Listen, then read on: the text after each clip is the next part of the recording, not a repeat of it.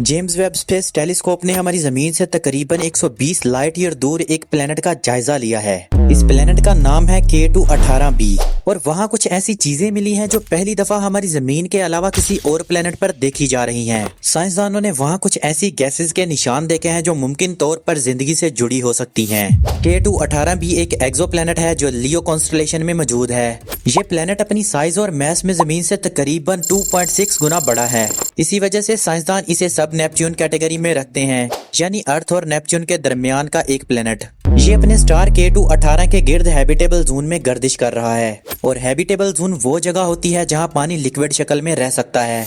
आपको सुनकर हैरानगी होगी कि इस प्लेनेट पर एक साल सिर्फ 33 डेज का होता है, क्योंकि ये अपने स्टार के काफी करीब है। लेकिन इसका स्टार हमारे सूरज जैसा नहीं बल्कि एक रेड ड्वार्फ है जो छोटा और ठंडा होता है।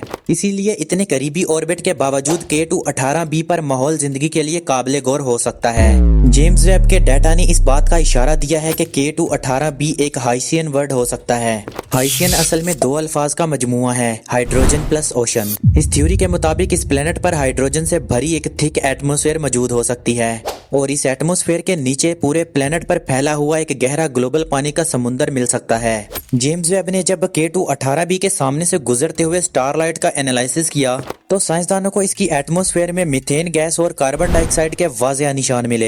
इन दोनों गैसेस का एक साथ होना ये बताता है कि वहाँ का एटमॉस्फेयर केमिकली एक्टिव है। इसके साथ साथ साइंसदानों ने अमोनिया की कमी भी नोट की। साइंस के मुताबिक अगर किसी प्लेनेट पर गहरा पानी का समुंदर मौजूद हो तो अमोनिया अक्सर उस पानी में घुलकर गायब हो जाती है। इसीलिए अमोनिया का ना होना लिक्विड वाटर का मौजूद होने का एक स्ट्रॉन्ग इशारा माना जा रहा है। इस प्लेनेट पर सबसे हैरानकुन हिस्सा DMS है। DMS एक ऐसी गैस है जो जमीन पर ज्यादातर समुद्री जिंदगी जैसे प्लैंकटन और एल्गी के जरिए पैदा होती है। जेम्स वेब को K2-18b के एटमॉस्फेयर में DMS के बहुत कमजोर सिग्नल्स मिले हैं।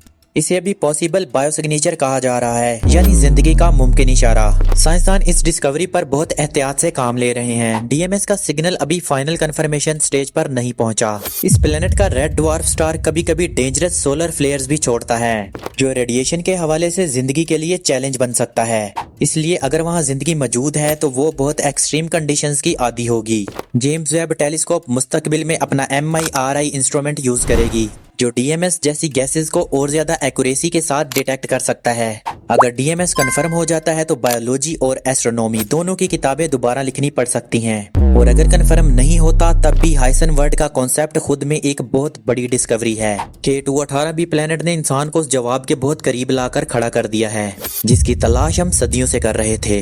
हो सकता है हम अपनी ही जिंदगी में एलियन लाइफ की पहली साइंटिफिक तस्दीक देख लें। Be here for the next truth. Subscribe.